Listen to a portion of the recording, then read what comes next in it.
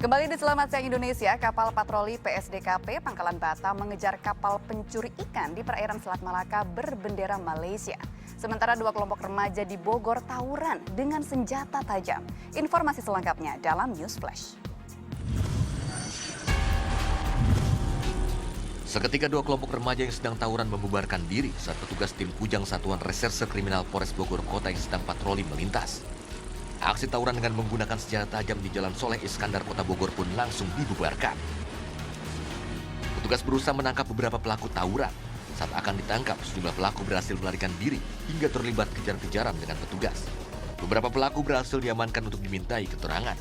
Barang bukti senjata tajam diamankan dari tangan 4 orang yang ditangkap. Kapal patroli PSDKP Pangkalan Batam kejar kapal pencuri ikan di perairan Selat Malaka berbendera Malaysia. Aksi kejar-kejaran pun berlangsung. Beberapa kali petugas PSDKP meminta agar kapal ikan Malaysia ini berhenti. Namun saat mendekat kapal ikan Malaysia ini, nabrakan lambung belakang kapal patroli PSDKP. Aksi kejar-kejaran kembali terjadi.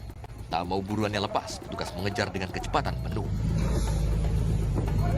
Setelah mendekat, petugas bersenjata lengkap pun melompat ke kapal ikan Malaysia tersebut dan berhasil menguasai kapal beserta anak buah kapal.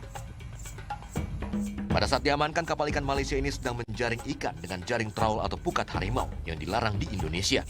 Guna pemeriksaan lebih lanjut, kapal beserta anak buah kapal dibawa ke pang kapal PSDKP Kota Batam di Jembatan 2 Barelang, Batam, Kepulauan Riau. Ini katanya baru, orang dari luar negeri semuanya yang habis kuarantain lolos semuanya, lolos. Emosi seorang selebgram pecah setelah ia diketahui tak lolos registrasi perjalanan di Terminal 3 oleh petugas validasi kantor kesehatan Pelabuhan Bandara Soekarno-Hatta, Tangerang, Banten. Terima karena gagal terbang, Gibi Vesta terus memprotes dengan nada tinggi. Gunanya vaksin buat apa?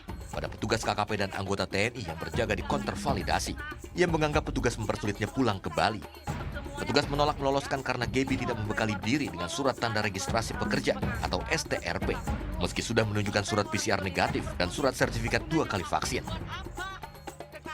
Di masa PPKM seperti sekarang ini, selain orang yang bekerja di bidang esensial dan kritikal, orang yang dalam keadaan mendesak dan darurat dibolehkan melakukan penerbangan dengan syarat tertentu. Sementara itu, Gaby Vesta yang sempat tertahan di Terminal 3 Bandara Soekarno-Hatta akhirnya bisa melakukan perjalanan pulang. Kebijakan diberikan setelah beberapa pertimbangan dari petugas.